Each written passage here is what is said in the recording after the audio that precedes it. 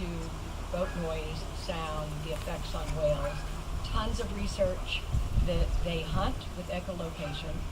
The boat noise raises stress hormones, so you think that's got to hurt their feeding, their reproduction, etc. And it doesn't seem like there's any will to give them a no-go zone, where it just, I talked to Noah last week, what's the status of petition? Can't really get a good answer.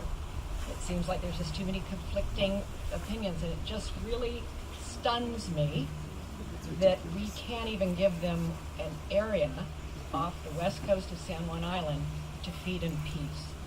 And beyond that, also boat noise, variety boat noise. And Noah said it's a voluntary deal to avoid that area. And of course, how's it working for you? And she said, it's not really working on the voluntary front. So that's a frustration. Can you just talk about that aspect? Because wanting and needing fish is a big deal, of course. But don't you think this has some bearing on it? I'd love your opinion. Well, my short answer is no.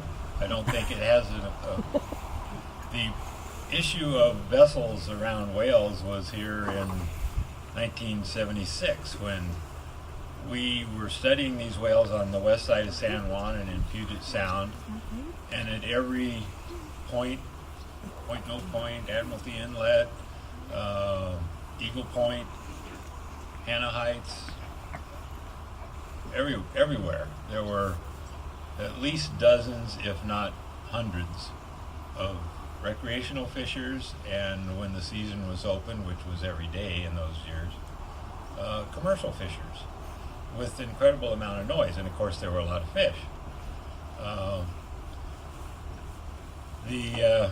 As I mentioned, I've been in the sonar business. It was passive sonar, and I listened to whales in the deep sea, and we knew at the time that the ocean noise was increasing, roughly doubling every 10 years, just to increase shipping, larger ships. And from the Navy's point of view, we were looking at how do we design a system that can look further and further into noise and still get signal, which detect a submarine or, in my case, a whale.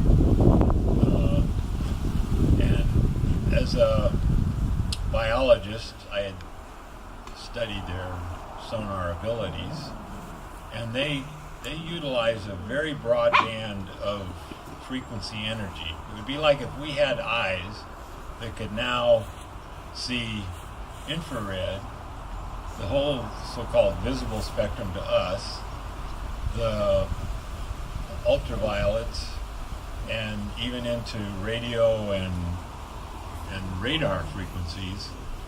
All of that would be a sensory input to our visual cortex, and we would be able to picture it. The world would look a lot different to us than it does with the eyes that we have in the spectrum. It's I heard the word the other day and I loved it, Umwelt. This is our reception thing. This little pooch that runs around here can smell way, way better than I can or any of us can. And their Umwelt goes a lot into the different scents and smells that are around. Bats Umwelt is up into the high frequency echolocation on small little insects in the atmosphere. The whale's echolocation is very broadband. The peak of it is 22.5 kilohertz. The acoustic interference from vessels, large vessels are on the order of 95 to 300 hertz. Power vessels, small outboards, they go you hear them underwater. That's mostly in the 2,000 to 4,000 hertz range. It's not interfering with the echolocation, just like a bat could find an insect with a rock concert going on right here. It's not in their Umwelt, not significantly.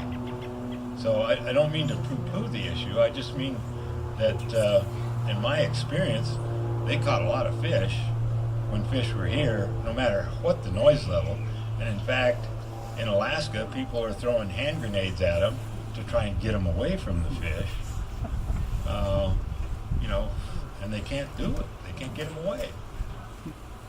You know, you can hurt them if you hit them with a hand grenade or sonar.